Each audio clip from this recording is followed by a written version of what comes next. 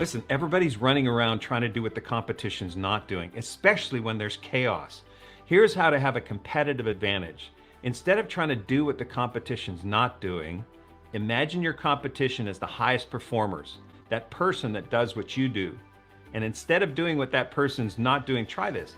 Do what the competition is not willing to do. What is that high performer not willing to do? Well, typically, those are the things you're not willing to do either. The biggest advantage of virtual presentations is we're creating a dialogue. People are communicating better. The biggest mistake is we're taking a bucket of content and dumping it on people's head and hoping that it sticks.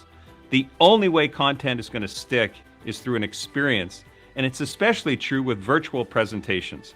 Hi, I'm Vince Poscente, and I've created a virtual presentation for you that accomplishes three things. First, that it's entertaining, that people are engaged in the story because of storytelling. This recreational skier to Olympian in 4 years is also the motivational piece, the second piece, being motivated to move forward and to be inspired by someone else's story that draws them in to that experience. And then the third piece is the content that gets inside their head that's both innovative and counterintuitive. That people go, okay, that's a great idea. I hadn't thought of it that way. This gold dot is a trigger for your emotional buzz. For example, in the back of my cell phone, this gold dot triggers that emotional buzz of where you want to go. You have your gold dot. Put your gold dot on your cell phone, on your keychain, on your odometer. That gold dot will be the trigger for your truth. Why not be the architect for that truth that you want to head towards? Why do we have the truth just show up to us? Why don't we be the architect for that truth and attach it to an emotional buzz where the thought of it makes you go, oh, I would love to have that. Bringing in a professional speaker. You know, I was an Olympian, a New York Times bestselling author, and Hall of Fame speaker. I'm able to take people on a virtual experience in a virtual presentation where they're engaged, they stick with it. The best part of this, the virtual keynotes that I'm providing, it can be interactive. We had a comment the other day and the attendees said, I felt like I was in the front row. Put your audience in the front row of this virtual presentation and give them an experience. We had 0 people drop off the call. 0 people, because they were entertained, educated, and motivated all at the same time. So let's do those 3 things within your virtual presentation.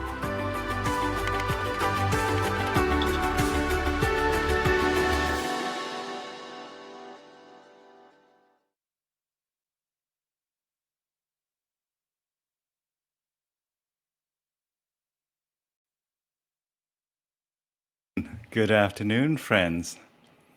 Hope you're having a great day. Welcome to another episode of Conversations with Dune Friends. Today we have a fantastic and fabulous and wonderful friend joining us all the way from the USA. I'll let him talk a little bit about that a bit later on here, but he used to, in fact, spend a lot of time in Edmonton area and then Calgary, and so certainly know Alberta quite well. We have Vince Poscente joining us today, and let me just do a quick introduction of Vince's background so that you know who it is that you'll be hearing from for over the next hour here, folks. And let me just bring that up here. So Vince, of course, is a professional speaker, in fact, a Hall of Fame speaker, and an athlete, Olympic athlete. And let me just go ahead and bring up the introduction here and give you the information.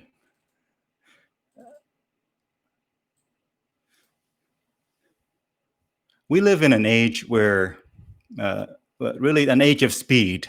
Learning how to get fast past the overwhelm and while thriving at the same time is the expertise that you take away from the next speaker here and the conversation that we have with Vince. And with insights from the best-selling books, The Age of Speed, The Ant and the Elephant, you'll hear about a man who went from a recreational skier to Olympic in just 4 years, rocketing at incredible 135 miles on skis in the winter games, followed by 20 years of helping Fortune 500 companies go full speed ahead you will get an invigorating and entertaining perspective on gliding through the demands of we each face. So please welcome an inductee into the Speaker Hall of Fame, Olympian, New York Times bestselling author, and the second chair clarinet player in his high school band, Vince Poscente. And the crowd goes wild with all kinds of clapping here, my friend. Woo! Hi, Vince. How are you doing today, my friend? Great to see you again, Dune. Yeah, wonderful. Yeah. Your hair is headed in my direction. Look at you. Yeah. You know, time has the magical thing of doing these things to us. This is my COVID hair. Right, COVID hair. Yeah, I know. So tell us, Vince, maybe you can give us a bit of an expanded introduction. Tell us what got you here today, my friend. Give us a broad stroke of your career progressions and life experiences before we delve in deep.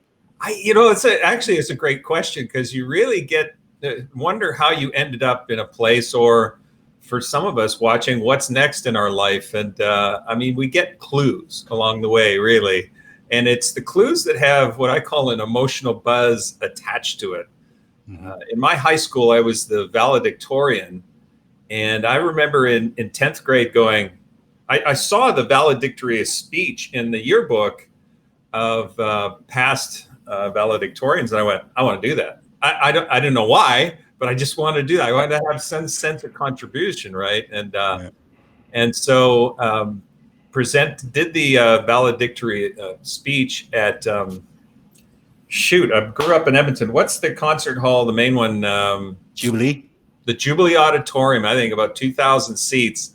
Mm-hmm. At the end of my speech, got a standing ovation, and it was one of those pivotal moments, those inflection points you have in your life where you go, wait a minute, I like this. And it wasn't so much the standing ovation as it was that it had the desired impact, right? Mm-hmm. And that's the motivator. I think some of our colleagues in this business love the attention. Mm-hmm. Man, my biggest thing about this is it having influence? Is it having impact? So I'm really a huge fan of doing that. Yeah. And as you mentioned that, I'm thinking some of the evolution of your journey, which you'll talk about over the hour and a bit here, right, and share those with us. I think your evolution and what you focus on and what you're about is continually evolving, but it's always centered around how you provide contribution to as many people as possible, I think. Yeah, broad impact. That's the reason I wrote my first book, because I'd been speaking for a little while, but people kept saying, "Where's your book?" And I went, "Oh, well, I'll write a book," and then put together a book proposal, because that's what you're supposed to do. And I centered on the Olympic story. This you saw in the opening video: recreational skier to Olympian in 4 years. How'd you do that? Mm-hmm. And basically had publisher after publisher tell me, "Who cares? We don't know who you are. You're not Rudy Rudiger." This. And I went, "Oh, okay." So I decided to self-publish the first book, Invincible Principles. Love it. Yeah. Well, I did everything wrong. I mean, a lot of, I have myself on the cover, pointing. It's like, no, arms folded. I was arms folded. That's right. Yeah. And so the whole thing ended up starting other books. And so that's how that all started. But the speaking thing, I thought, shoot, I get to the Olympic Games, and not only was I going to get to the Olympics, I thought maybe I could win this, and my exit strategy would be to win in those Olympics. But that didn't work out, because I started 4 years prior. I had no business winning in the Olympic Games, but a guy can dream, can't he? Yeah. And then bounced around for about 18 months, and then started speaking at a small networking event actually in Calgary. I think the previous speaker had canceled, so I was the stand-in. But independently, 4 people came up after, and just each of them said, you got to do this for a living, right? So I must have said something in my talk. I don't know what, but you know how you go unconscious when you speak? You just don't exactly know what you said. Yeah. Well, anyway, that's awesome. So in other words, it's a lot of time that the audience and the viewers or our clients tell us where we need to go next. It sounds like that's what you've experienced is you weren't sure how it's going to pan out, but then your audiences and your viewers and your clients help you evolve. Yeah, and it's also part of the human condition, which I think is so important, Dune, that we pay attention to what I call the emotional buzz, and it triggers has double impact. Example: when I was 16 years old, we hosted the Commonwealth Games at Commonwealth Stadium. Remember that? And my mom and dad brought us to the opening ceremonies, and I was so busy trying to be cool. I had bell-bottom pants and a pleather jacket, and a white collar that was outside the pleather. It was really, I was a walking fashion disaster. But anyway, I was so consumed with looking cool. Yet at the opening ceremonies of the Commonwealth Games, when the national team marched in, I was going, I love this, I love this, I love this. I didn't know why, but pay attention, right? What was causing that emotional buzz? And I don't know. There was something deep down that resonated with the athletes and the international thing, and so I became fascinated with the Olympic movement, and went to the U of A, University of Alberta, and started to take recreation administration. But my focus really was business and sports marketing. That's what I was really fascinated by. And then went on to be the executive director for Luge for Alberta, leading up to the Olympics in Calgary in '88. So that all, you can see the dots connecting, but along the way I kept thinking something's missing. And I'll scan back. I guess what I'm saying is we each have defining moments. And what I encourage your listeners and viewers to do is to list off your defining moments. I mean, what are those defining moments in your life? And a defining moment is a moment of emotional intensity. So when you have that moment of emotional intensity, it's an inflection point for not only where you're going, but who you are on that path. And man, I scanning back, maybe one of the first ones, the second one was back in high school when a friend had passed away in Sherwood Park. Her name was Jill Kudrick. She was 17 years old. There was something wrong with her heart. She never told anybody. She would light up a room. She was just, her smile would just make you feel better. And it was, I think, May, and she had heart failure. And then we all found out on a Monday that she was dead on arrival, that she never made it in the ambulance to the hospital. And on Friday, we were at a funeral for a friend at that age. I mean, think back to when you were 16, 17 years old, right? I mean, and maybe you had the experience of going to a funeral for a friend at that time. And that was another inflection point. And I realized that there was urgency all of a sudden, that you might not live forever. This immortality that we have in our youth, or the sense of immortality, is not true. I mean, it was do everything at least once, as long as it was moral, ethical, and legal, which is more of a guideline than a rule. But anyway, so wandering on. There's still a lot of stuff up there, right? There's wiggle room, isn't there? Hey, you mentioned Sherwood Park. Did you live in Sherwood Park at one time, my friend? Oh, yeah. I lived in Sherwood Park from 1962 to 1985. Wow. Yeah. Wow. My wife and I built a house out here on an acreage in Sherwood Park. And since 2004, so we're much later inhabitants than you were. But thank you for sharing that story and, inflection points. I see MJ Smallman has chimed in here with a couple comments. She said she was glad to be here with us today, and also like your emotional buzz, that term there. Yeah, MJ, I want to point something out. When you list off your defining moments, you'll always find that you made a decision at that moment. And that decision, sometimes doing nothing is a decision. But if you look at your defining moments and then you look at the decisions you made at that time, you'll start to see patterns of decisions that are working for you, but you'll also see decision making habits, if you will, that aren't working for you. And those are the ones worth reconsidering. So. Yeah, absolutely. What I'm going to do is I'm going to bring up some photos, and maybe that would be a way for us to kind of weave through this kind of a bit of a random discovery of your background and your insights and stories along the way. So I'm going to bring just some photos here in random order, Vince, and we're Sure, going to bring it up. We'll we're talk. going to reminisce, and we're going to Oh, there you go. tap into your experiences there, my friend. So every athlete, when they compete in the Olympic Games, gets a participation medal. And so that's silver, but it's not a silver medal from the Olympic Games. So I was competed in the 92 Olympics in Albertville in speed skiing. And speed skiing, back in the day, back up until Barcelona, they used to have demonstration sports as the way to have sports enter the Olympic program.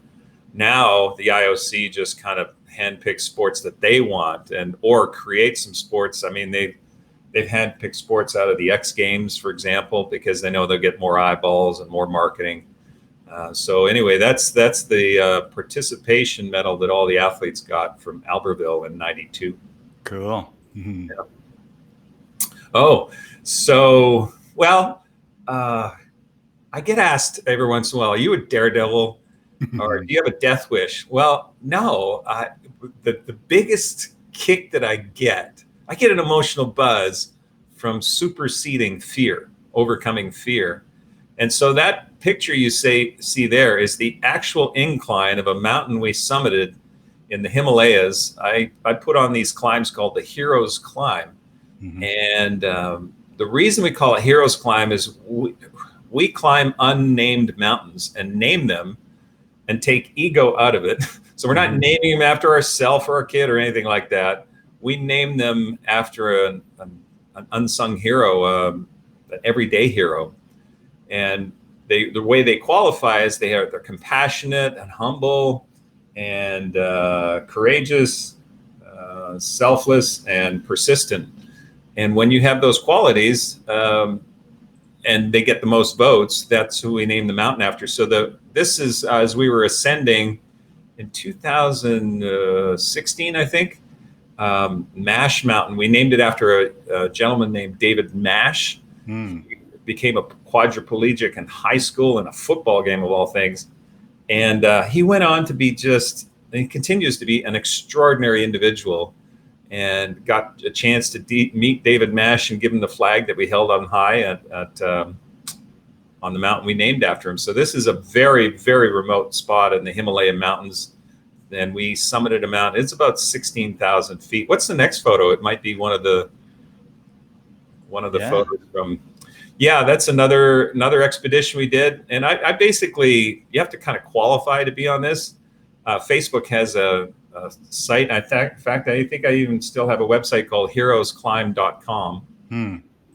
And so that's just when the sun rises in the Himalayas and you're very remote and there's just no electrical, no light, that's manufactured man-made light. It's all what Mother Nature gives you. And so that sunrise in the Himalayas, give you an idea of it's just an extraordinary experience. So fantastic. Yeah. And there's some of our group from that expedition, and these big green valleys above the tree line, but you can see that it's just epic. Yeah. It's well, you've done 6 of these, is that correct? Yeah, there's and 3 of them I took my kids. So when this is our youngest, and when she turned 16, Isabella, we went and summited this mountain, and we named it after Gavin Kilcullen. So I believe the next photo, that's Isabella, our youngest. She's a dancer, and so I took her to the Himalayas. And then when we climbed that mountain, there's a picture of us just before we summited. And that's, again, about 15,500 feet. And so it really has been a character. I guess our job as parents is to help our kids develop their character. bring those character traits out of them. And when you climb a mountain, your character is developed. Let me put it that way.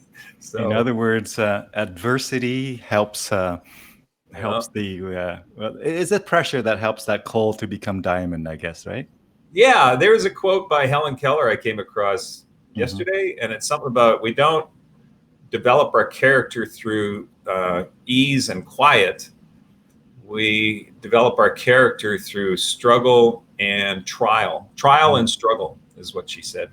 And so, I mean, when you put yourself in a situation of trial and struggle, of course you're going to develop your character. Or when the environment imposes it on you, let's say the pandemic, for example, right?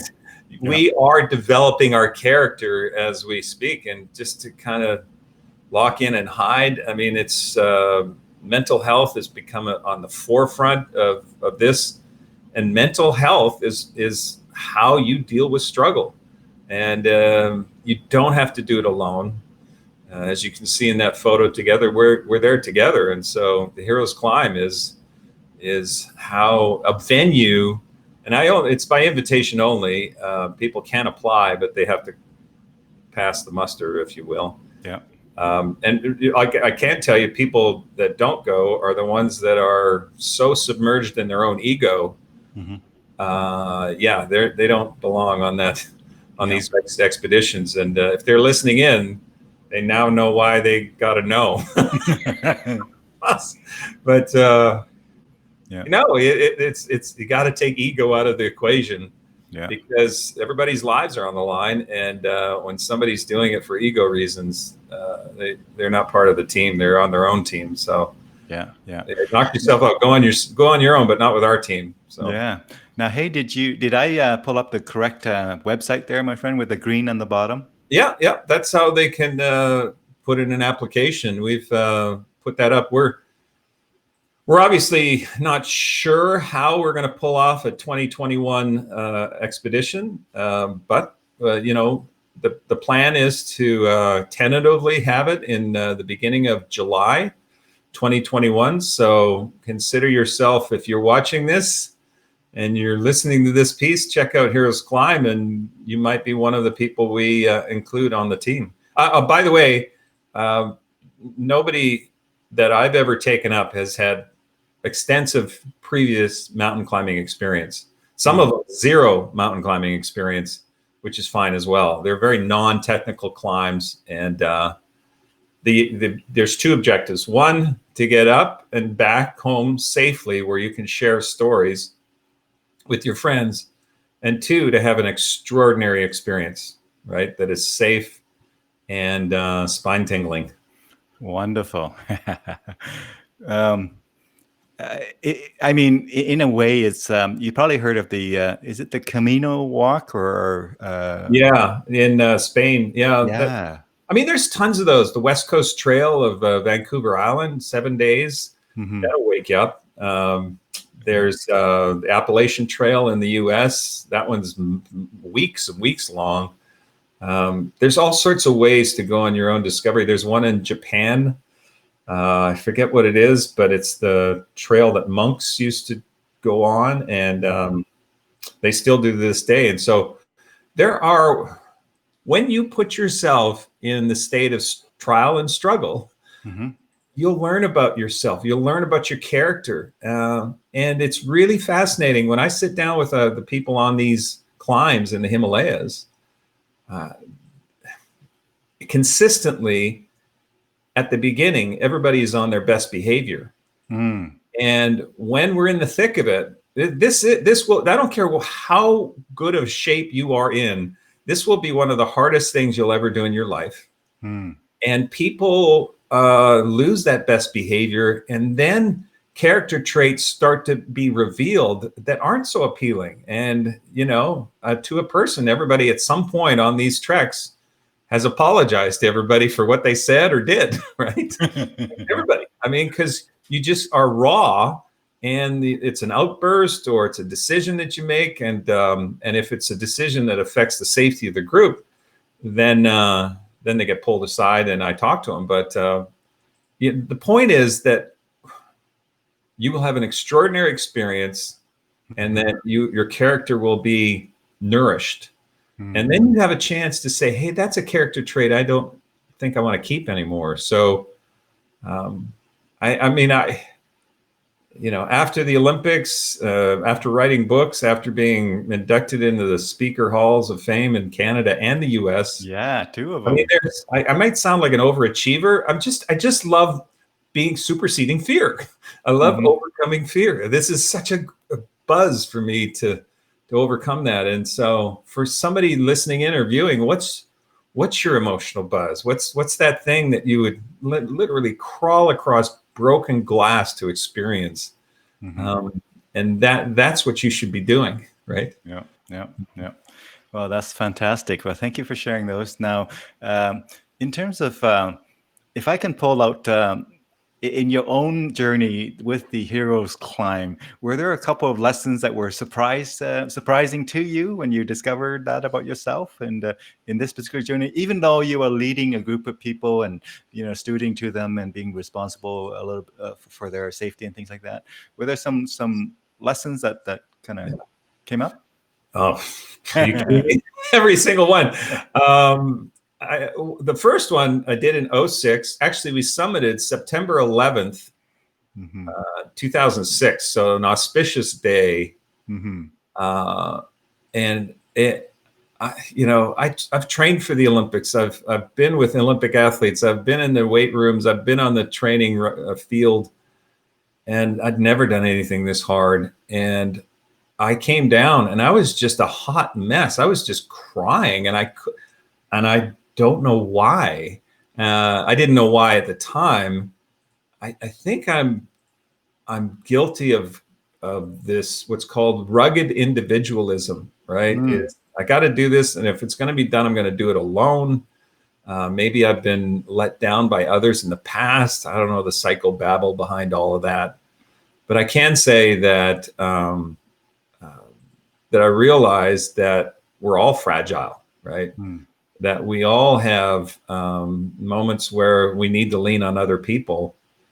And that was an inflection point. That was a character trait that I looked at and said, you know what, that's not serving me. And so, and it came from that,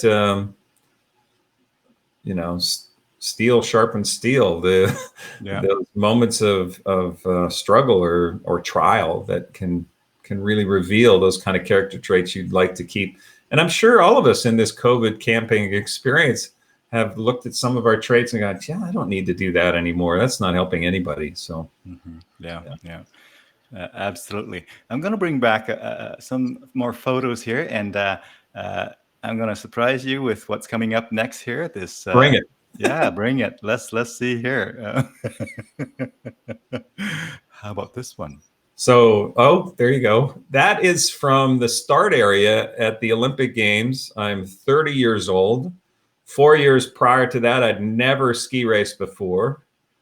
In the interim, I'd run into two kinds of people. One, I'd say I'm going trying to get to the Olympic Games, and the two kind of people, one would say, oh, that's nice.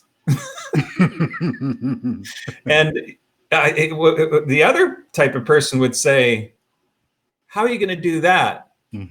And what's fascinating about the path that you go on and the people you interact with, one's a judgment. Oh, that's nice. What are they saying inside, right? Chances are they're saying, you're crazy. You don't know how to ski race. You've never ski raced.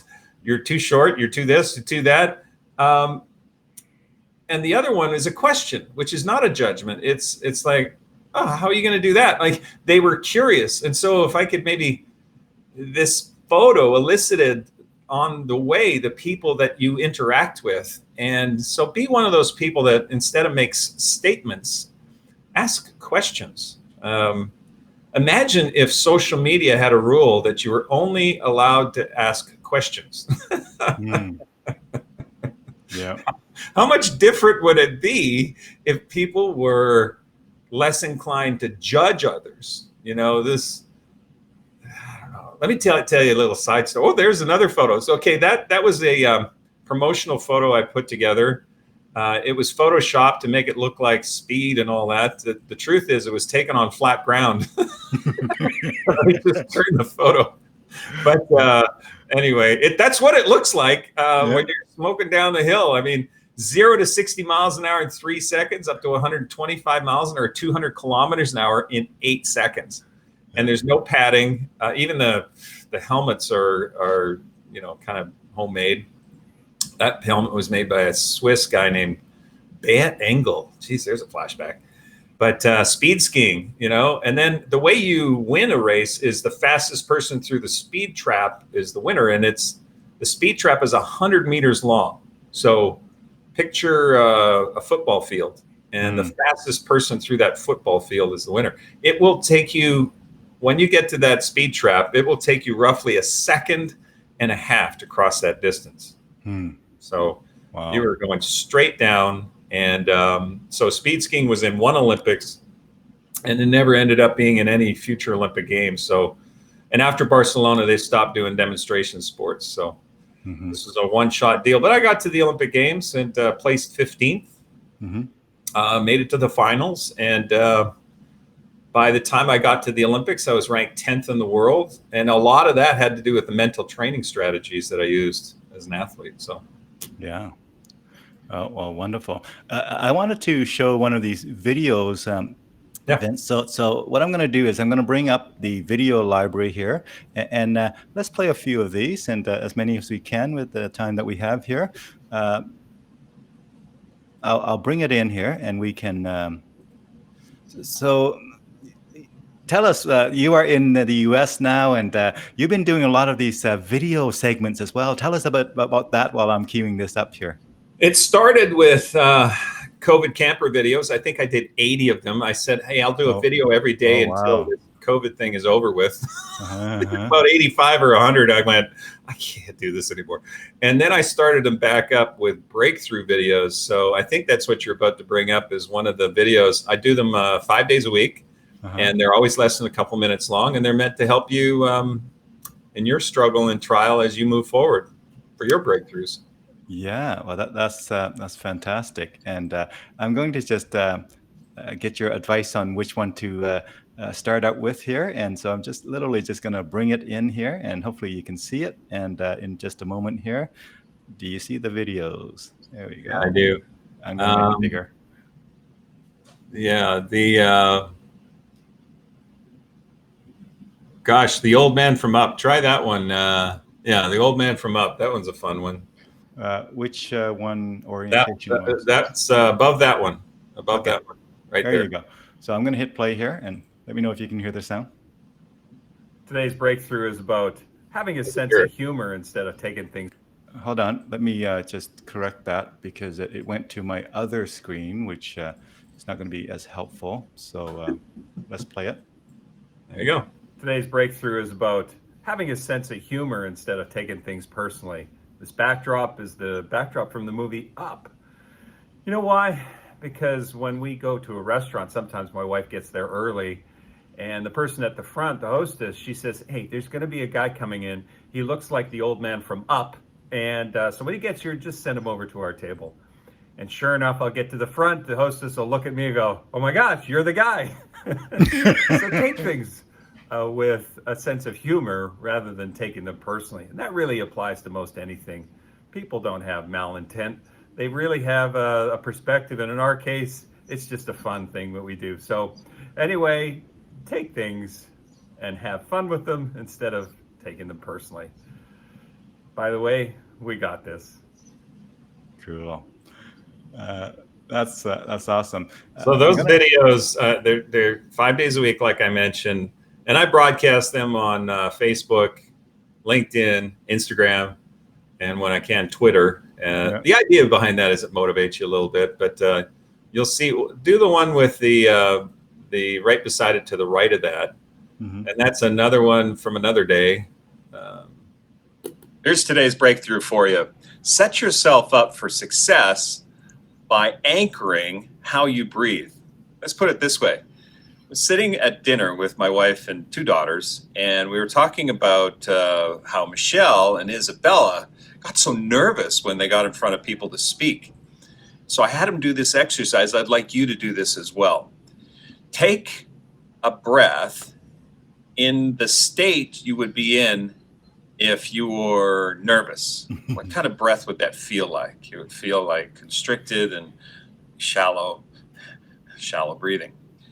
Now, take a breath as if you're in that state of so excited this is about to happen, so excited what is about to be in front of you.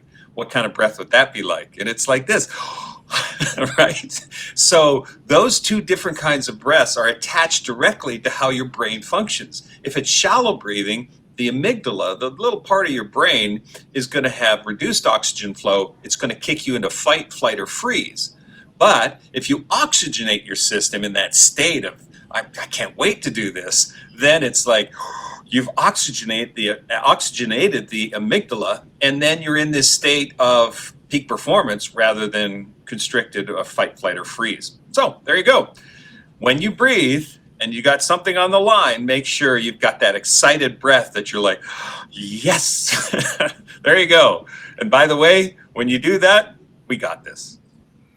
Cool. So there you go. It's, on a daily basis. And it kind of keeps your own chops, as you know, as a speaker and a presenter, that especially virtually, that our job is to give value. So hopefully these kinds of things provide value.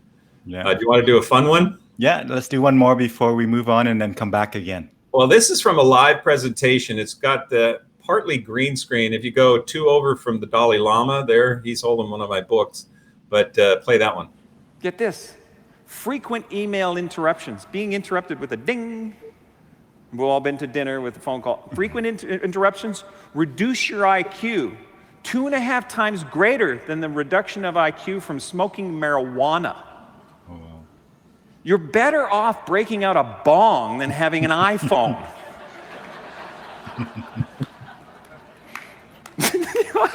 Did you see that? Some people would buy bong. Yeah, bong. Yeah. There you go. Cool. Love it. Love it. Dude, I will say, let me interrupt myself here. So I will say that the decision to have fun was the single most important thing I did as an athlete. It's the single most important thing I do when I'm on stage in front of an audience, is that if it's not fun, it's not worth doing. And so, just have fun. I mean, it's not a complicated message, is it? It's just, let's have fun. And so that would give you an example of the kind of fun that's possible. Yeah. And I mean, you certainly have some awesome fun. And I'm going to bring in your website here just to kind of show our viewer the kind of fun that you have on a regular basis here. Tell us about this stage here that's in this photo. Do you recall where it was? That was at a venue, I think, in Dallas. And this is, so Dallas was everything's big, so they must have big stages there too, huh? This is one of our smaller ones. But it's shoot, I can't remember the name of the company, but they when I speak, actually, if you look closely, I'm standing on a chair. Yeah. And that's what I do at the open of my presentation, is I describe what it's like to ski at 135 miles an hour. And the purpose behind that is, if you are presenting in front of people, whether it's online like this or whether it's live, it's so important to have your audience go, well, this is different, right? So make sure that they are engaged, that they're having an experience. So I used to start by saying, hey, at the age of 26, I'd never ski raced before. At the age of 30, I was vying for the gold medal in the Olympic Games. And what I have here is a formula I'd like to walk you through. Do you have the video of the opening of my keynote? Is it one of these? Yeah, it is. It says 5-minute demo. I think it's the one to the right of where I'm holding my strap on my helmet. One of those two. No, to the right of that one. This one. Perfect. Thank you. Does that say 5-minute demo? You bet. Yeah, we're just jamming it out here, folks. We're having a great jam here and a fun one at that. Let me just All right, it's time. let me just back it up here. And, So this is how I open every, I mean, it's edited a little bit, but this is how I open every talk in a live audience. I mean, even virtual, is get their attention. And here's an example. All right, it's time. You're standing on the side of a 42-degree slope. The sport is speed skiing. Speed skiing is straight down. There's no turns. In speed skiing, you go 0 to 60 miles an hour in 3 seconds. A Ferrari can only do it in 4. When you decide to go, you lift the body weight up off the snow, take the weight of that downhill ski, you throw it, wrap the other ski around, slap down, tuck as quick as he possibly can, choose to get up to 60 miles an hour in 3 seconds. That's the easy part. It's at about 100 miles an hour, it starts to get very difficult because the air is pushing the body all around. The skis are going whap, whap, whap, whap, whap, like that. Do not separate your hands. But you skiers know when you're skiing along and you catch an edge, what do you naturally do with your hands? Put it out here for balance. At 125 miles an hour, what happens to that hand? And it ends up in Budapest somewhere. That spins the body, ski pops up, bye! Don't worry, I won't fall off the chair, I'm a professional. Finally, you see that speed trap cross the first beam, cross the second beam. This is the cool part. Stand up, boom, blast the bear in the chest. Slow down, slow down, slow down. And then it hits you that adrenaline rush. Wow, I want to do that again. Welcome to Dallas. There you go. All right. So that gives you an example of the And then you realize, wait a way minute, to open it, do really. what the competition is not willing to do. yeah, that's lots of fun for sure. Well, yeah, I mean, you know, if you started your speech by going, good morning, or what an honor it is to be here, or anything that's standard, you've already put yourself in a deficit from a speaking standpoint. So, you know, get their attention and do something different. Get them going, this is different. Yeah. Mm-hmm. Now, let me ask, have you evolved into different kinds of chairs that are safer and more ergonomic over the years, or just the same old, you know, good old chair? I have learned the hard way that chairs with wheels, bad. Chairs that spin and have wheels, very, very bad. Yeah. So it's definitely a chance to, you know, a solid chair, but also at safety conferences, I've started a new business called Radical Safety.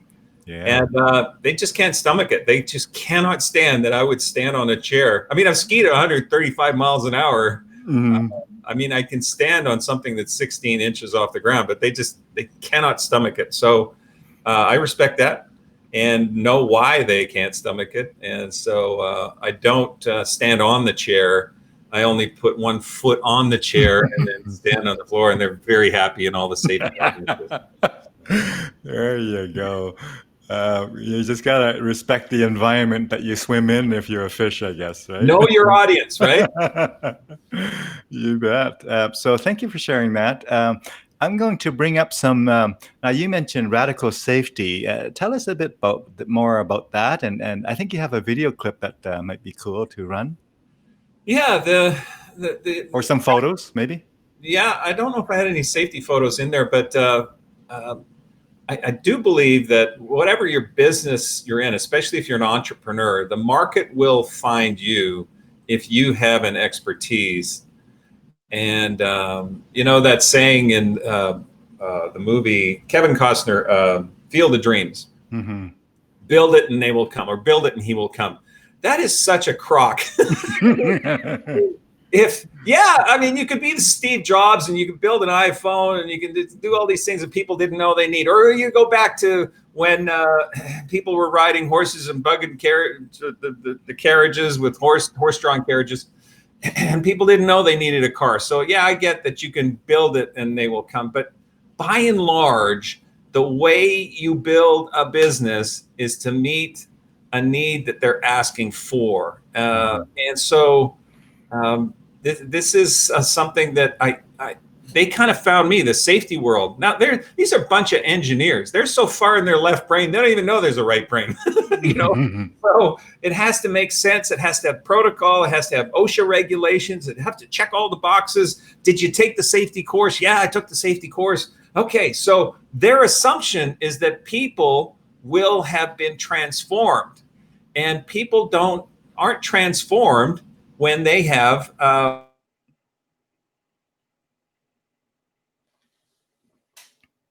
it's essential that people have an experience, because you'll never forget an experience, and then you Velcro content to that experience. So, for example, there is an experience when an incident happens, when somebody falls off a ladder, when somebody does things and say, wow, I'm never going to do that again, because I'm going to have somebody holding the ladder next time I get on a ladder, if they get a chance to climb the ladder ever again. You know what I mean? So the point behind radical safety, I chose radical because it's the antonym to conventional. And conventional safety has a lot, it's very much protocol driven. And so what I'd like to do is augment the protocol with the experiential component. And so that's why I present in a very experiential way, that I draw you in. What I don't know if you noticed when I was standing on the chair, I was saying, you're standing on the side of a 42-degree slope. You're going to go 0 to 60 miles an hour in 3 seconds. You can feel the air. The skis are all over the place. That's an experience. You never forget an experience. And then Velcro the content, the safety protocol, the mindset stuff. And really, it's so critical when we communicate. And I'm talking about when you send an email, the subject line. If the subject line said follow up, or based on our conversation, or something that was so innocuous, is there an experience attached to that? No. But if you started the subject line by saying, you changed my mind, or there's something you said that will save us $100,000, then they're going to go, ooh, what's that? And then they look into the email, and then the experience of the subject the content you're putting in that email, or communicating through virtual, or presenting in front of 15,000 people, whatever it is, it's so essential that we provide an experience. And so that's my soapbox for the safety world, is to shifting a mindset from just behavioral change to using what Olympic athletes used, or what climbers in the Himalayas use, which is not about behavioral change. It's about peak performance. Behavior, you're pushing behavioral change, versus when a person is dedicated to peak performance, you draw out that safety behavior. You actually don't have to push with signs and protocol and checklists as much as you augment it with that safety experience. So, man, if anybody's in the safety space listening to this right now, we need to talk, because there's such an urgent need for people to have an experience in safety training, in the safety protocol. And I've been doing it for 2 decades for sales audiences and leadership audiences. And that market found me. They said, can you help us with the neuroscience of safety? And it was like, yeah, I can do that. So, in other words, there's been a lot of people working on the processes side of things, the protocol side of things, but there has been fewer people working on the psychology and the human side of it, if you will. There are a ton of people, PhDs, working on the psychology side of safety. Tons. But they're all drinking each other's Kool-Aid, because the PhDs, I've worked with PhDs in the safety world, and I said, based on this program you're putting on, do you have the material you can send me? And they sent me all this academic stuff, and I went, well, no wonder. I mean, it was from a psychology standpoint, it was epic. It was just absolutely flawless. From an experiential standpoint, for people being transformed, it was an absolute failure. Because unless you touch people and have them experience it, it's like taking content and trying to bucket of content on their head, like I said at their open video. That is not the way you get transformation. It just isn't. I mean, people have to have that experience. So I love what you said, because it triggers how important the psychology of it is. Still has to be on the soft sides. Yeah. You know, EDS had a saying, the soft stuff is the hard stuff. Hmm. And being able to have people have a mindset shift is just critical. Yeah.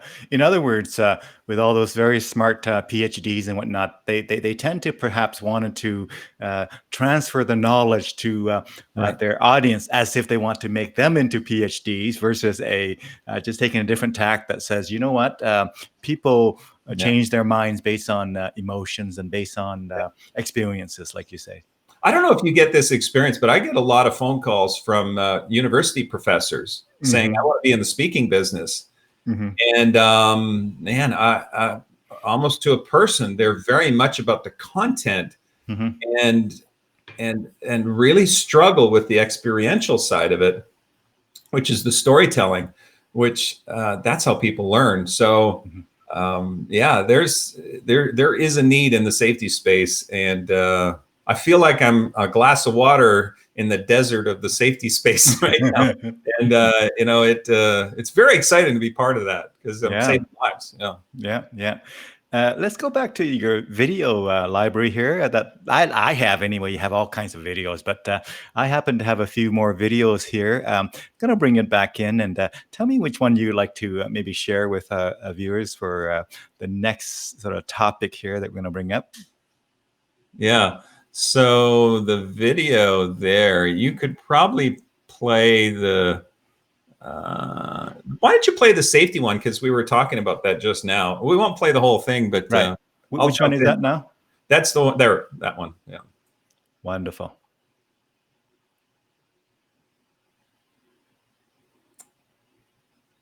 You're missing the sound there. Yeah, I can see that. Let me correct that. Opportunity to seek this adversity. And there's a saying, it's when the tide rises, all ships rise. We can be the rising tide. And to be that rising tide in everybody's lives are the qualities of everyday heroes. We get into habits of just kind of repeating the same stuff that we know.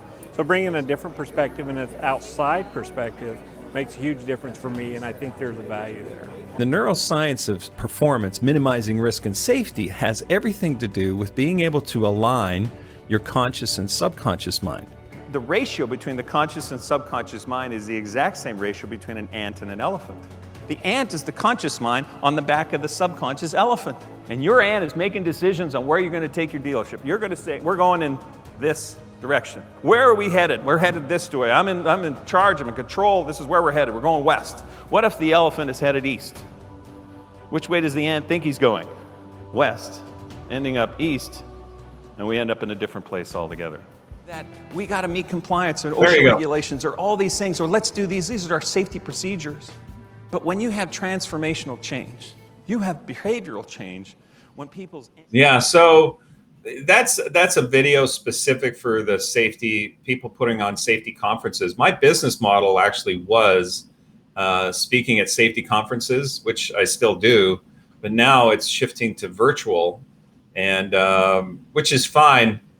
But once they hear about this, then I get a lineup after people saying, hey, can you help us with our company or whatever? So everything from DuPont to railway companies to grain and feed safety to chemical distributors, you know, it's been, I don't know, I kind of think that the motivational speaker is not maybe a dying breed, but people want content. They want practical value. They want to be able to take ideas and bring them home rather than just be inspired. So, yeah, absolutely. That's what I see the industry going. So that they want content delivered in an inspired way, in a fun way, in an ideally experiential way. Yeah, and then they want practical, because what's happened in this meetings world is it's decision by committee. And there's something I've noticed. I call it the millennial bottleneck. And the reason I call it that is, 10 years ago, 15 years ago, you could give the content and say, you could package it, you could do all that stuff that would have the decision makers go, that that guy or that woman is who I want to speak at our conference or be our consultant or whatever. Mm-hmm. The millennial bottleneck means that now so typically millennials who are in that position of filtering who the committee's going to look at. They've been assigned, hey, find out our 10 options and we'll review those for the committee. Okay. So they run off and they're thin slicing based on what they see on a LinkedIn profile or what they see on the website or what they see. But typically it's social media. And if your information doesn't exude value, and value might, in my case, is energy and innovation and being able to provide information that meets those kind of needs. And so, yeah, I was once I became aware of that, I was changing the banner on my LinkedIn thing, everything. It just has to have an immediate sense of you're going to get that value, and then they can get into the content there. Mm-hmm. So, yeah. Well, thank you for sharing that, and that's fantastic. You're welcome. So I hope you don't have a client meeting right at 1:00 my time here, which is in 4 minutes. I hope that you are having fun, and I hope you're able to continue. Is that all right? Yeah. Oh, bring it. Yeah. Happy to extend it. Yeah. Wonderful, wonderful. So going back, just to change things up a little bit, going back when you were growing up now, were you born in Edmonton or? Yeah, born in October 1st, 1961. My father was hired by the Canadian Broadcasting Corporation. CBC? That's CBC. My mom was a stay-at-home mom. And the day that CBC went on the air in Edmonton is the day that I was born. So, oh, wow. Yeah. And my initials at the time were Thomas Vincent. So TV Poscente. There you go. But anyway, your future was all predetermined. You're going to be. Well, yeah. And my dad, as a broadcaster, man, he was always honest about framing. If you're going to take a picture, make sure it looks like this. We had 8mm film, and he was always teaching us how to do that. So, and now we're in the golden age of video editing. Goodness gracious, we get to do it on our own, and it's so much fun. iMovie or Premiere. Yeah. So my dad has since passed away. Actually, passed away 25 years ago. Mm-hmm. His name is Ernie Poscente. So he was a local celebrity in Edmonton. And we consistently would walk down the street up until the mid 70s and 80s. And people would stop us. Are you Ernie Poscente? And so we'd have to stop and he'd have to talk to him. And we'd just be looking around waiting. Yeah. Now, I'm just going to bring up some photos here that I think echoes what you had shared earlier in your comments. And you spoke about this earlier, I think. Yeah. So, well, this is such an important piece of the science behind how we make decisions. And this is actually research from a guy named Dr. Lee Poulos out of Vancouver, where he found that in a second of time, your conscious mind processes with 2,000 neurons, while in the same second, your subconscious mind, sub meaning below consciousness, is processing with 4 billion neurons. So the grand illusion is you think you're in control. The ratio between the conscious and subconscious mind's activity, as you saw in the video, is the exact same ratio between an ant and an elephant. So your ant is on the back of the elephant making decisions on direction, but it's the subconscious mind is deciding where you're going to go. And the number one question I get asked is, how at 26 years old, did you just decide to go to the Olympic Games? And it was less of a pragmatic decision and more of a decision based on the emotional buzz. There was something about the Olympic Games. While watching the opening ceremonies of the Olympics in Calgary, had a ticket for those opening ceremonies. 5 years prior, I had tried the sport of luge, right? You know, luge, where you lay on your back. I quit. And some of the guys who were luging at the time didn't quit. Bob Gasper, for example. And when I quit, Bob Gasper bought a luge sled and went to Europe to luge on his own dime. And at the opening ceremonies, holding a ticket, I watched Bob Gasper march in those opening ceremonies, and I was standing there holding a ticket and realized that I'd made a mistake. Hmm. And when you realize you've made a mistake, I don't know why we have to wait until there's a saying by JFK, the best time to fix a leaky roof is when the sun is shining. Hmm. We don't fix this roof when the sun is shining. We wait till it's leaking through the roof, and then we go, I guess I'm going to have to fix that, right? That's the human condition. And it was the opening ceremonies I went, never again. I'm never going to feel that sting of regret. And that answers the question, how at 26 did you just decide to go to the Olympic Games? It also brings into play this statistic. I took 2,000 neurons, which was saying, wouldn't it be cool to be in the Olympic Games? And the 4 billion neurons that went, oh, I'd love to be in the opening ceremonies of the Olympic Games. It was that resonance, that feeling of like, oh, I'd love that. I don't know how. I had no idea, never ski raced before. But that's the point, right? Is if it has an emotional buzz, it's a litmus test for that ant and elephant headed in the same direction. That 2,000 neurons and 4 billion neurons headed in the exact same direction. So Yeah. Cool. For some strange reason, I was thinking about, if you're on a cruise ship, and there's a swimming pool in there, you can swim west in the swimming pool, but don't don't dilute yourself that you are going west. Swimming west. Yeah. If there's the cruise ship is going east, you are going east. Yeah, that's so true. Yeah, that's a good analogy. Yeah. Okay. So let's talk about this one for a bit, because okay.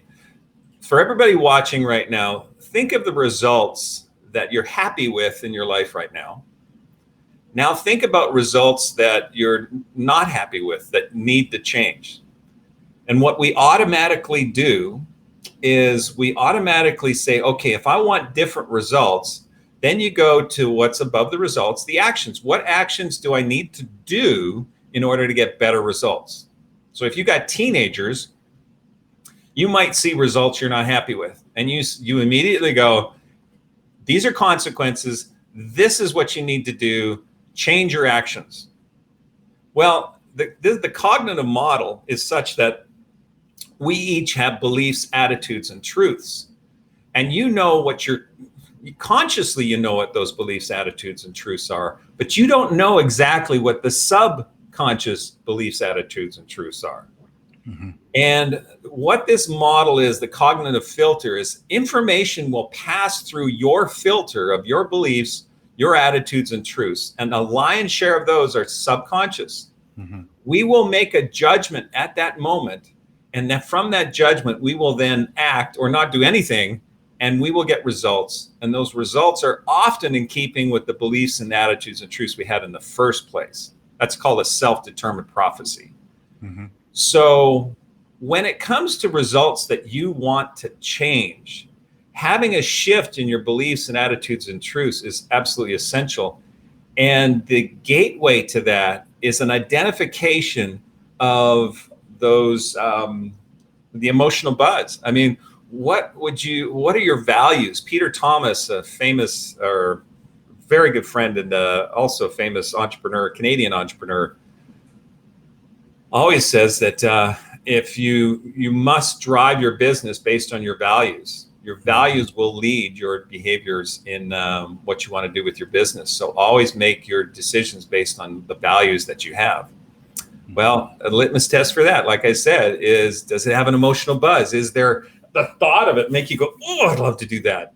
Also, a great one at the same time is, does it scare you? Would it scare you to think that I'm going to be in the Olympic Games in 4 years from today? Yeah, it's terrifying.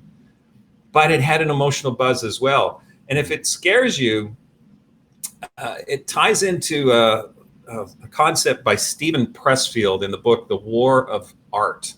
And in The War of Art, Stephen Pressfield says that if it scares you, if it causes fear, then chances are it's important to you. And if it's important to you, then you should absolutely pursue it, absolutely walk towards it at very least. And you will have an absolute shift in your beliefs, attitudes, and truths over time, whatever information that is. So that's a bit of how I approach my business, actually. Yeah.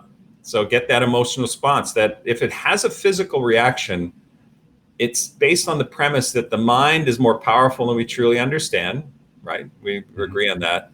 And that too, the mind and body are connected, right?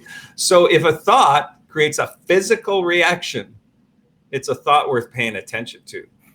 Hey, And so if you're curious about what thoughts those are, just list off a bunch and look at the one that scares you and elicits some emotional buzz. That's the one worth paying attention to. Just brainstorm, put 100 ideas down. You'll find that one that really scares you and lights you up at the same time. Yeah. I see the ant in the elephant here. Yeah. That's good. Mm-hmm. Love it. And then, this is interesting. So along the way, I realized in order to compete for Canada, the Olympic Association, Canadian Olympic Association, has Olympic qualifying standards, which are you have to be top half in the world or top 16 in the world in order to qualify for your Olympic team. So I knew that based on my luge experience. And so instantly when I started ski racing, I didn't consider my competition as local, which you would think is your competition if you're running a small business or if you're running any kind of business, or if you're trying to get on the Olympic team, you got to start at the local level. I never thought my competition was local. I didn't even think my competition was national or international. I identified my competition as the top 16 in the world because those were the Olympic qualifying standards. When you think that way, when you identify who the top performers are in your industry, when you start out, the default in a competitive landscape, whether it's business or sport or whatever, is we identify who our competition is and try and do what they're not doing. So the customer comes to us, that we get share of wallet. When you change to do what the highest performers, that's your competition, the highest performers in the world, then you do what they're not willing to do, it's a game changer. And it's not about the heroes in sport or business or music or anything are the ones that are practice harder or work longer or in the gymnasium until they turn the lights off. Those are the heroes.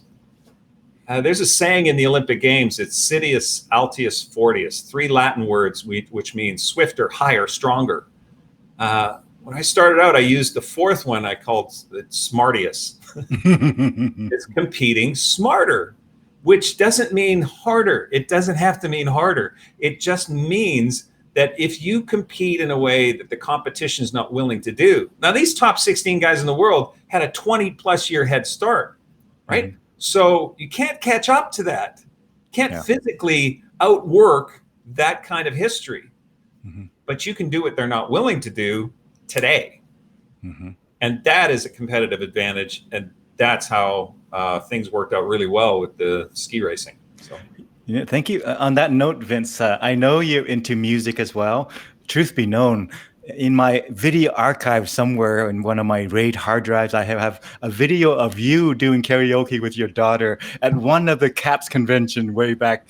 I'm going to have to find it one of these years. But you're into music, and you have a son who is doing professional career as a musician. Tell us more about that a bit later. But I'm going to, the reason I brought that up is think about Bob Dylan. What do we know about Bob Dylan? Was he an awesome singer in all of the what I call classical measures?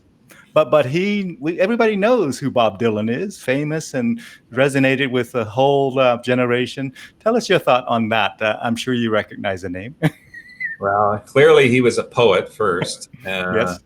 And I did see Bob Dylan live a couple of years back, and it was simply the worst concert I've ever been to because it was not musical. I mean, I don't even think he cared about being there. He cares about humanity. He cares about a difference in the world. He might be just tired of trying to make a difference, maybe. I don't know. No. But truly, from an artist standpoint, is that he had a message burning inside of him. You know, when what was the saying? When people have nothing to lose, I forget what the saying is. Something about when people have nothing to lose, they have.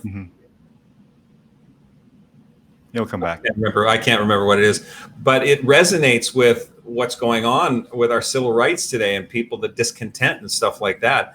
It really is coming full circle. So, and he did end up winning a Nobel Peace Prize, or Nobel or a Pulitzer. I can't remember. But. Very cool. Very cool. So actually, now would be a good time before I forget. I mentioned your son with the professional music career and all the wonderful things that are happening there. But also you have some stories about your daughters as well. So maybe share a little bit about your family if you care to. Sure. Well, 3 kids born in 4 years. The first 4 years of marriage, actually. So we figured out what was causing it. We didn't know how to stop it. Anyway, so one day my wife came home with a brochure and went, "Your turn." That's too much information. But anyway. So anyway, 3 kids, very close, still to this day, very tight. Kids are, if you're into reading books, there's a book called The Nurture Assumption by Sheila Harris. And there is an assumption that we can nurture character of our kids. It's just not true. They just come out of the womb and they have those character traits that you can either deny or you can support. And we were very supportive of our kids kind of following their own path. Max was very musical, always has been, and also a very deep thinker. He did something when he was 4. And, you know, as parents, we do the best we can. Well, I wasn't at my best and I yelled at him, right? I said, "Max, you can't do that." And he looked up at me and he just glared with those blue eyes. He was just glaring at me, 4 years old. And I went, you know what? I'm sorry. I'm sorry. I shouldn't have yelled. And he said, "That's not it." And I went, No, that is it. I shouldn't have yelled, and there's a better way I should have said it. He said, "That's not it." And I said, "Well, okay, what is it, little buddy?"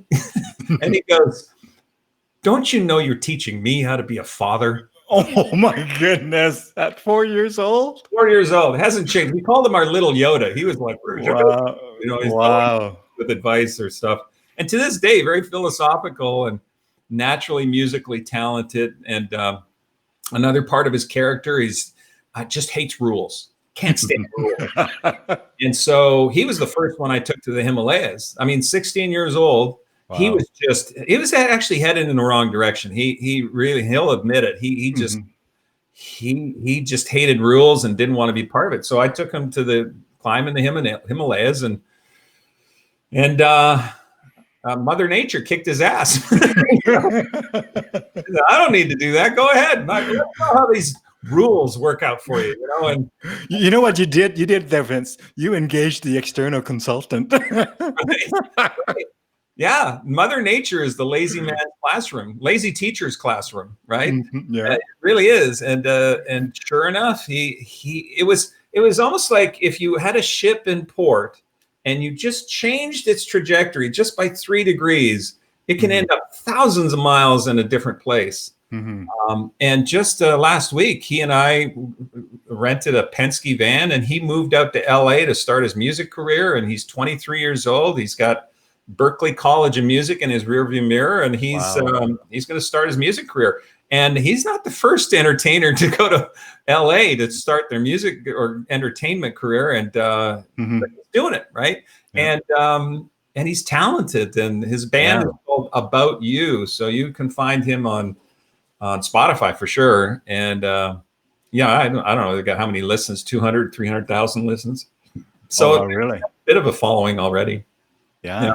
You say About You? Is it About You? He was really not happy with how the music industry is all about these musicians saying, "Oh, my feelings are hurt, and you took my car, and my dog died." And, you know, he wants the music to be about you. He wants you to have the experience, which is very satisfying to hear, because he's on a path, on a movement to have people, you know, move them, not just their hips, but their heart and soul as well. Cool. Wow. Yeah, our second Our second is Alex. She was born a year later.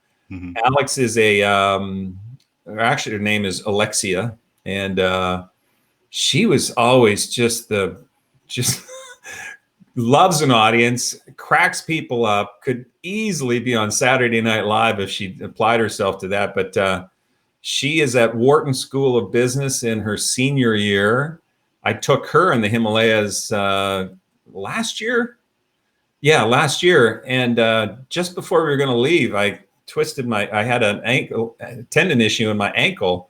And so at the age of 19 or 20, I just said to her, hey, you're the team leader.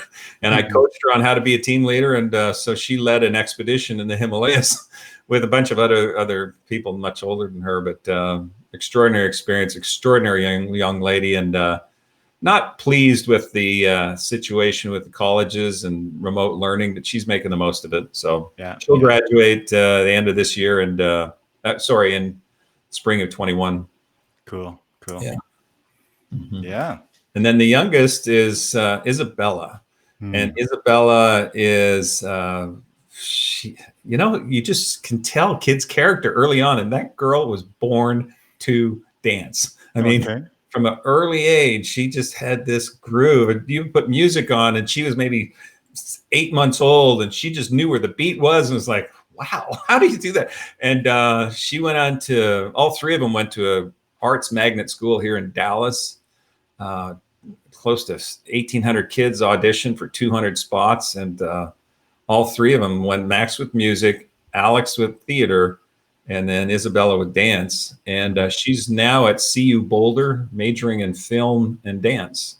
Cool. And she's our little hippie chick. She's just peace and love, and cannot understand why people just can't get along. So, yeah. Well, I would love to hear a bit about your wife as well, my friend. Just tell us a bit about that. Yeah. So she's a serial entrepreneur. She had started a business. We actually met at the National Speakers Association convention in DC in '94. It's the other NSA, yes? the other NSA, the National Speakers Association. She was there representing her bureau, and I was checking out the industry. And then so we met at the convention and had a long distance relationship for about a year. Then I moved down to Dallas and set up shop on a side office with her bureau. Learned a lot about the speaking business. And she's just right now, the bureau imploded. She was very ambitious with what she wanted to accomplish with that. Maybe overextended, but that's what entrepreneurs do. You kind of stretch the limits. And so she had the lick her wounds and has come back strong with something called Global Leaders Organization. And that website is withglo.com, withglo.com, Global Leaders Organization. And so it's for community, commerce, and capital. And so she's actually in the office on the other side of this back house here, and she's cranking away. They've already got partnerships with Microsoft and LinkedIn, and it's really exciting what she's working on. So check out withglo.com and you'll see what she's up to. Yeah, I'm going to. Is it with a W at the end or without the W? No W. So with WITH glow GLO.com. Yeah, I think I have it here. So let me just bring it in quickly here, and we'll just, so every if people are curious, every Thursday they bring in a thought leader, and those are some of the thought leaders: Mark Cuban, Molly from Molly's Game, TD Jakes, Kevin Harrington, the original Shark. But their three kind of mottos, actually four, are community, commerce, and capital, and then the final one is conversation or connect, where people can hear from thought leaders around the world. So every Thursday, they've got somebody who can be introduced to some extraordinary talent. She's consistently has conversations with Pitbull. I think his name is Armando or something like that. Real savvy entrepreneur. So it's really exciting what she's doing for entrepreneurs, because entrepreneurs are the lifeblood of business in our world today. And making sure that they can do commerce together, where they can buy and sell with each other, but also raising capital. Very, very difficult to do in today's environment, and this is a conduit for that. So super, super exciting what they've got going on. Cool. Now, hey, Vince, I want to get back to about 3 more photos that continues on what you were discussing earlier with the radical safety and some of the stuff there. And so let me see if I can bring it back in here. But before I do that, and while I cue that up, do you have a story of a high point in your career, whether it's in the speaking career, whether it's in the downhill, what is it, fast ski? What do you call this? Speed skiing, or any of those. If you have a highlight story, and then if you also have a low light or a little bit of a low point in any one of those careers that you want to share and bring out the insight for our viewers, that would be great while I queue up some more content. Sure. Well, one of the kind of inflection points was this. Remember, I was talking about the philosophy of do what the competition's not willing to do. And I was going to the library. I mean, no athletes go to the library. In fact, if you're in a business right now and the libraries are open, if they are, go to the library. I mean, everybody else is going to Google or Bing or whatever. Why not go to the library? You will see entire sections on the topic area you're curious about. And I went to the library researching politics and sport, aerodynamic principles, and came across the book in the library called The Love of Laminar Flow, Aerodynamics and You, right? This is like book. Yeah, nobody. This is like Steve Jobs with calligraphy, where what he thought was, there you go. No. Yeah, so if you're just opening doors, you'll see another door and you open that door. It's the mathematics of opportunity. And in this book was the phone number for the wind tunnel at the Boeing factory in Seattle. And so, what do? You call that number and you hear this wind tunnel. It's like, hey, can I get in your wind tunnel? He says, who are you? I said, well, I'm a speed skier. He goes, what's that? I said, well, I wear a skin tight rubber suit and a Darth Vader style helmet. The guy said, wow, that sounds kinky, but this is Seattle. Come on down. So he says, make sure when you come down, you've brought your docket. And I said, what's a docket? He says, that's that you paid in advance. And I paid in advance. How much is this? And he says, it's, I guess, about $1,500 every 15 minutes. And I went, no, I can't afford that. Can you sneak me in? And he went, well, no, I can't even sneak myself in here. You need to have authority clearance and all that. Anyways, so it was a dead end. But when you do what the competition's not willing to do, I went, well, wait a minute, why don't we do this? And I just came across, actually, so you brought that up. I just found the photo from this experience. So I got a friend with a really fast car. And what we did was we strapped my car to the roof of strapped onto the roof of his car. And then we went bombing down the road on top of his car in a pink rubber suit. And the biggest fear was not crashing the car. It was getting arrested. I mean, do you think the RCMP is going to let me change before he throws me in jail with all my new friends in a pink rubber suit? I mean, anyway, so vision of Teen Wolf come back to my mind. Well, yeah, no. So yeah, it's got to do with the competition's not willing to do. And what a low light was. Gosh, low lights are so informative and character building. But I will say, in the speaking business, they were begging me to give this speech at a cardboard manufacturing plant, and I went up there, and they had me giving 2 speeches, one at 6 a.m. when people were leaving their shift, and then a second one at 7 a.m. when people were arriving for their shift. I was kind of like a Christmas present to these people in this cardboard manufacturing plant. Did you feel? And they could have cared less. I mean, some of them would look, and stand in the back and just walk away. At the end of the speech, the guy that booked it and somebody that worked for him were the only 2 people who were clapping And in a cardboard manufacturing plant that they had shut down for me to give a speech. And I would say the low light was I was complaining about this to a friend a couple months later, and she said, how dare you judge those people?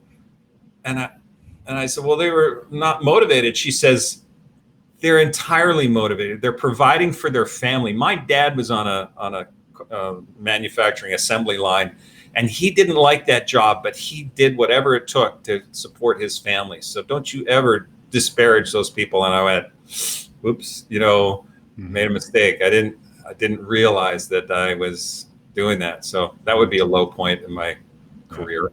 Yeah. Thank you for sharing that. MJ certainly enjoyed your stories. As she said, fun. Or Finn. Finn, yeah, you saw that too, hey? Finn. Yeah, I see Finn, which means end in French, but we're still going, MJ. We're still going. Oh, maybe she saw some fin that you had on as you were going fast with that pink suit there. Maybe some fin were going on the side of a pink suit. I don't know. Could have been fin. I'm amazed you're still here, MJ. Goodness gracious. You got stamina. Yeah. So I want to bring in, I'm just going to do a quick kind of by way of reviewing and then advancing from there. So I know we've seen this before. So I'm going to bring it back in here just by way of, so you discussed that earlier with us and this whole idea of this model here that you use, the cognitive filter. And I think we looked at that. And now this one here, though, tell us a bit about this, your thoughts on this. Well, this is part of the 5 C's, and the 4th C, the first is clarity, commitment's the next one, consistency is the 3rd, the 4th C is confidence, and confidence comes from experience. Well, what if you don't have experience with a pandemic? What if you don't have experience with a changing marketplace or a new buyer? And so what happens is when confidence is low, fear is high. And when that happens, performance goes down. There's poor performance and then poor results. And the problem is that when we see results we're not happy with, again, let's bring up the example of teenagers, is wagging your finger saying, you've got to change your performance, young man. You need to do, young lady, if you don't listen to me and change things, you're going to have poor results. And so we insist on changing performance to get better results. In the safety space as well. I mean, it really is the human condition. That's our default. Well, there's a gap between fear and confidence. When fear is high and confidence is low, it will impede performance. Well, if you go to the next slide, when you flip the gap and you have high confidence and low fear, performance goes up and then the results are better. Even if you don't have experience, which feeds confidence, the kicker here is the decision to have fun. And it's not complicated. And I did this prior to every race run. I do this prior to every speech. Every time, prior to this interview, did the exact same thing, made a decision to have fun. I'm just going to have fun. And so, and then that is, that then kicks in a flipping of the gap where confidence is higher because you're just having fun. And fear is low, you have better performance and then better results. So, yeah, and fun is contagious. Fun is contagious. Yeah. So that's cool. Yeah. And I'll measure the success of the presentation in a live audience, whether that was, whether people are laughing and engaged and all that. I spoke to a room full of financial advisors, and the guy came up after, he said, that was the most moving speech I've ever seen. Yeah, fun. He said, oh yeah, I had fun. It was like, oh, okay, good. Cool. Yeah. And this is the final C, the 5th C, which is control. And clearly we can't control our environment. We can't control COVID-19. We can't control anybody else seemingly, but we can control what we bring to the environment.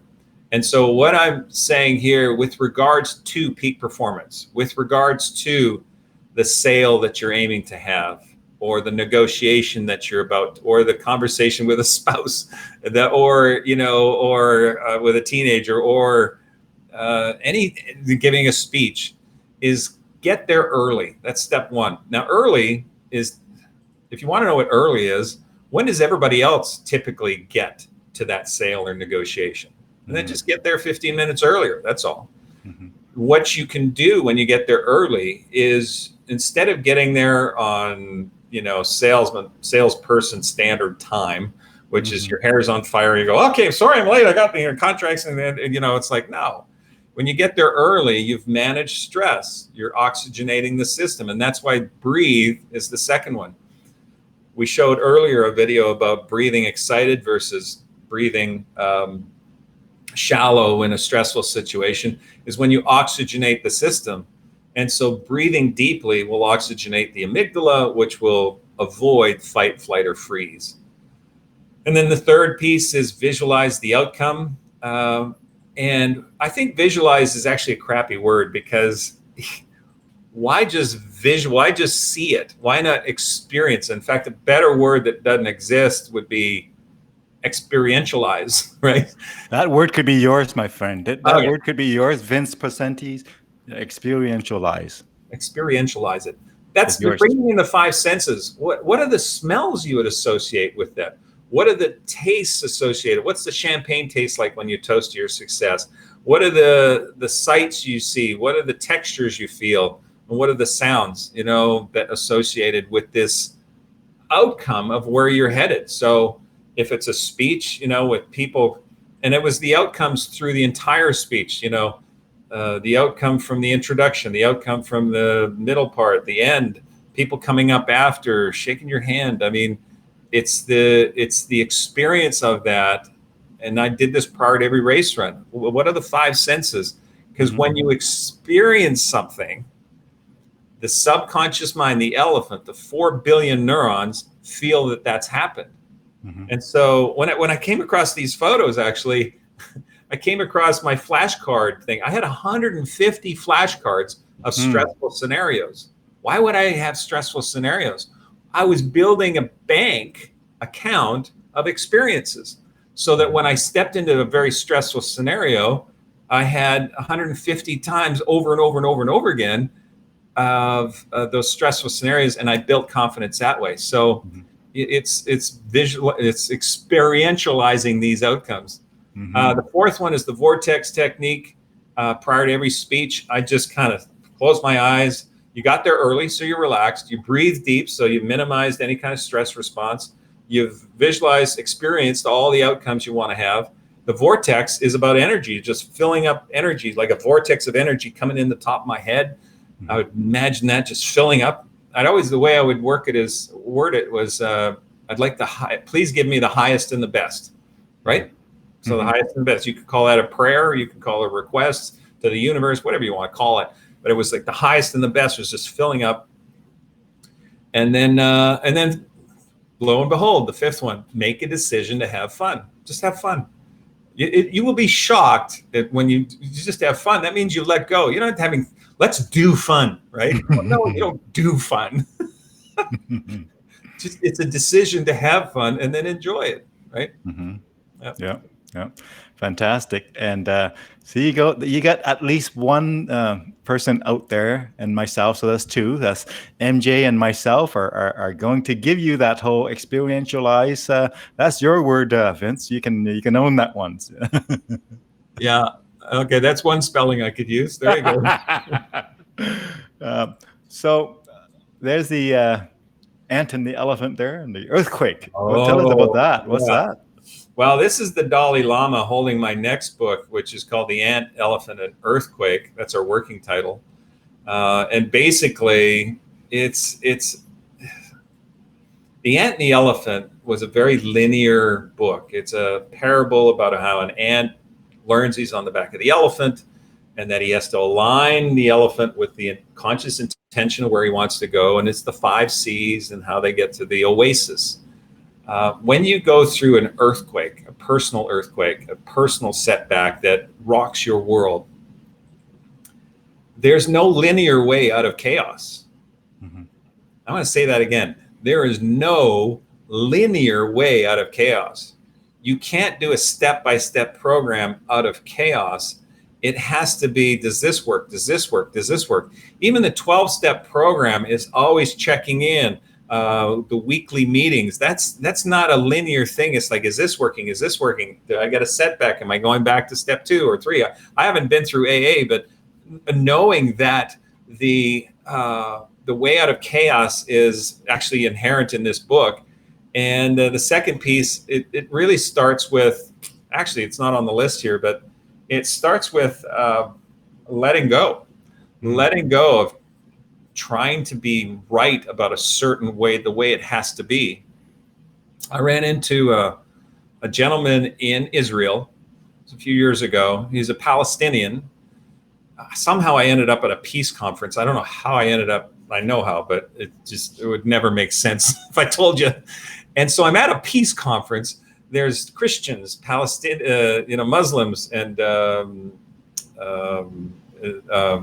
Jews at this peace conference, and Jews. And then he talked about my how did he say this? My father was shot by an Israeli.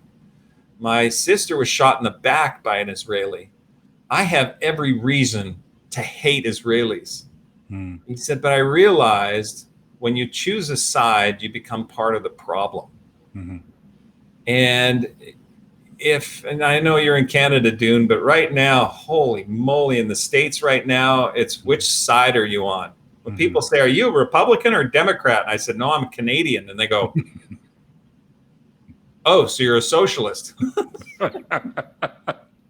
So I have to, somehow you have to be in a category. I don't know why, but when you choose a side, you become part of the problem. Bake on that one for a while.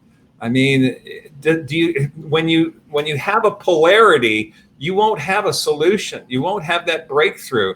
And the polarity in a relationship is like two people holding the steering wheel at the same time, and they've got a steering wheel over there. They're trying to be right. I'm trying to be right. We're never going to get anywhere. We both have to let go of the steering wheel and have to come up with this third solution, if you will. So I call this the solution loop. And as soon as you do that, then you get curious. Does this work? Does this work? Does this work? If you hit on something, then you say to yourself, okay, let's get creative. How could I actually apply this? How could we apply this and create a solution? And that's how you break free from chaos. And so that's the reason the Dalai Lama is holding that book, is for that exact reason. Very cool. Yeah. What I'm going to do, there's actually a couple of photos that I want to get to. Tell us about this one here. Is that right at the top, I would assume? Right. We are at the summit, and that's our group. And then we named it after David Mash. And, everybody there had a little bit of climbing experience, but maybe not a lot. Gail on the far right, she had climbed Aconcagua, I think, in South America, but everybody else was just kind of a beginner. So yeah, that's our group. You were above the clouds, I see. July 5th, does that say 5th, or in 2016? I can't see the date, but that was the date we summited. Looks like it might be July 3rd. Oh, July 3rd. Okay, there you go. July. Yeah. That's just before Independence Day in the U.S. and just after Canada's Day. Canada Day. Yep. Canada Day. Yeah. Now, what I want to do is I love to get back to the videos and see if you have any videos that you wanted to share, my friend. But while I'm queuing that up, I wanted to maybe hear from you on the, you're doing a lot of videos and whatnot during COVID time there. What are the 2 or 3 sort of lessons or insights you gained from doing that, which is a bit of a, dare I say, pivot? Yeah. I learned in 2008 that I was just frozen. I mean, in 2008, when the economy cratered, they weren't putting on speeches and events, and the administration at the time called all meetings boondoggles, which just destroyed our meetings business. And I didn't know what to do. When the pandemic hit, the second that I realized what was going down, I started pushing out COVID camper videos, and it started simple. I said, "Hey, COVID campers, here's something that will allow you to break through." And I did, like I said, a bunch of those videos, less than 2 minutes, an idea. And the purpose behind that, I think we can all learn from, is in a state of crisis, provide value. Push, what are you good at? What value could you provide? If it's baking, well, then what kind of cookies could you deliver to the neighborhood? I mean, if it's IT, what entrepreneur or small business could you help them with their social media so that they can get the message out and keep their doors open? I mean, if your value is listening, well, great. Who can you call that might be dealing with mental issues? Just provide value. It's so critical. So. Yeah. So I'm going to bring in these video library again here, and I love to play a few more because they're fairly short. And do you happen to spot one that jumps out there that we haven't shown yet that we might want to show, my friend? Well, you can do Drain the Pool. Will that one play? Oh yeah, Drain the Pool. Oh, hold on. Let me get the sound going here. Well, sometimes you have to start over. And here's today's breakthrough. What do you do when a system's broken? Well, sometimes you have to start over. And what you're looking at right here is a swimming pool. And what I've been working on for the last 4 months or 5 months is the chemicals. There's alkalinity, the pH, the hardness of the water, adding chlorine, adding alkaline increaser, decreaser. And it's just hundreds of dollars to try and get this very complex system in this swimming pool working. And it wasn't working. And the best advice I got was start over. Basically empty the pool. When I empty the pool, that meant a whole bunch of cleaning with muriatic acid, mixing with water, making sure I had the face protector and the glasses, the safety glasses, all that kind of stuff. And it was all day. It was just wore me out. But the point is for you is that if you are part of a system that's not working, are you wasting money and time by simply throwing at a solution to one area or another? And what you're finding is it's just not coming together. The system is too complex and it needs to be just drained, start over. So, man, that can apply to relationships. It can apply to politics, healthcare. It can apply to the legal system. It can apply to our business. There's corporations that have absolutely cleaned house, started over. There's sports teams that cleaned house, started over because the system wasn't working. So my question to you is, what system that you have influence over can you assess and either fix it in the various areas or just drain the pool, start over? Anyway, that's your breakthrough through today. Remember, we got this. And remember, you got this. What's up? Just the growth on his shoulder coming in to say hello, ladies and gentlemen. Okay, that's my shy daughter. That would be Alexia. That's Alexia. Yeah, pick the theater student out of the crowd. Yes. Theater student. Wonderful. I wanted to maybe, let me just see here.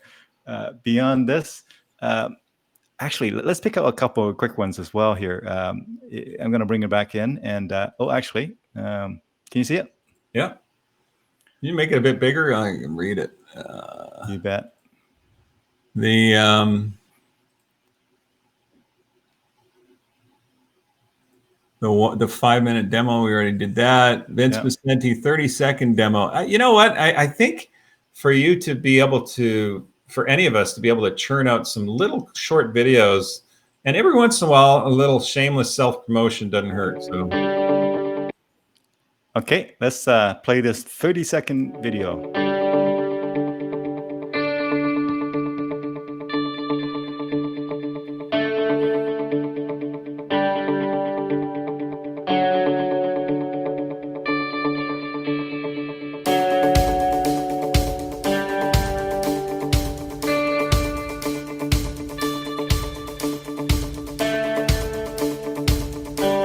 there you go. So the idea behind that was just maybe it's something you put on an opening thing when an introducer is introducing or whatever. But that's all shot on or produced on iMovie. And did you hear the sound, my friend? Did you hear the sound or no? Yeah. Okay. Yeah. That's good. I'm glad to hear. So let's pick out one of That's your it. I more. think that's all the videos. I think we did not play some of these. We didn't play this speed skier in 1992 finish. No, that's a still image. Okay, cool. How about okay, video wise? Okay, I hear you.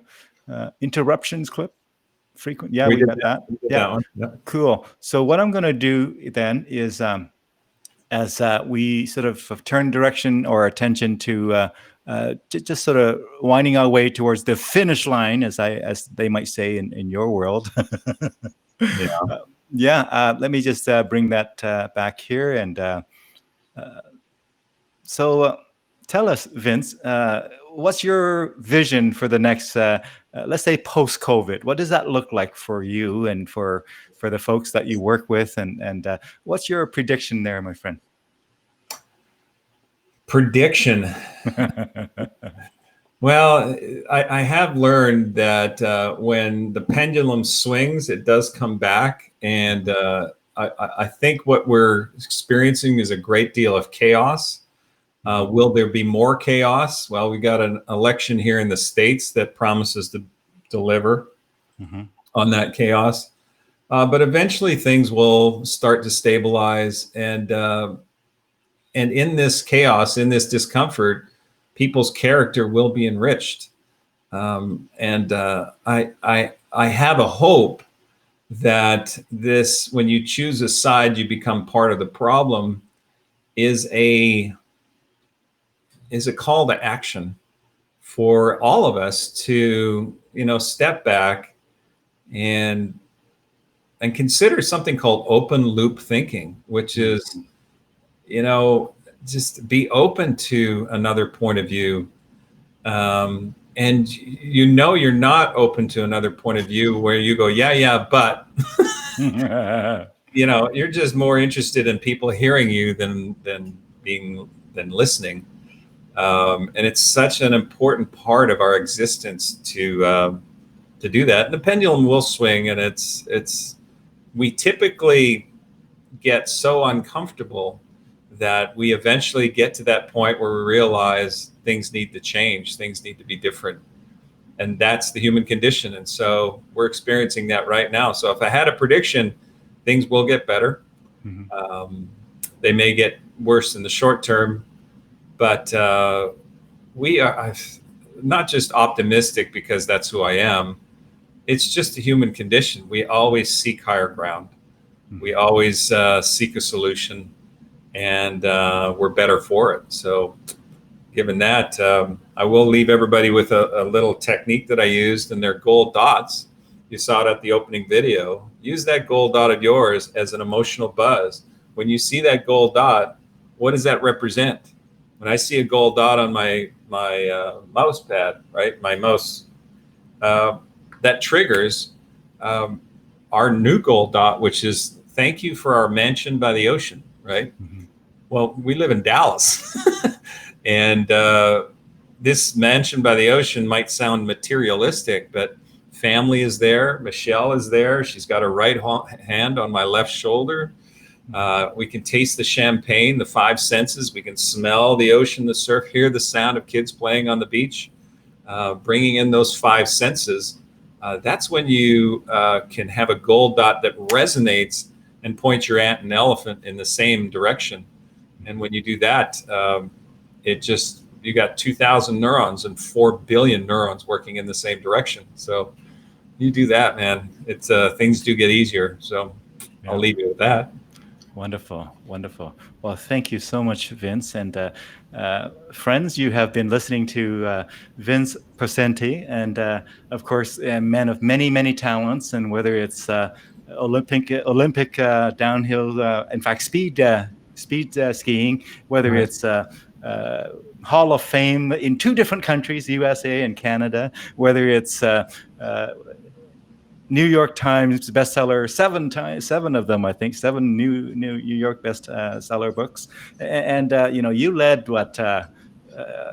Himalayas mountain expeditions and all of these different things. And I guess an Edmontonian to boot in terms of the coast or the community that I'm here plugged into here. I live in Sherwood Park, which is where you've been as well. So we have certainly enjoyed you sharing your stories, Vince, and your journey with us. And best of luck with the evolution here, and in some cases a bit of a revolution you are aiming for as well with your work and what you make here of COVID. And so best wish with that as well.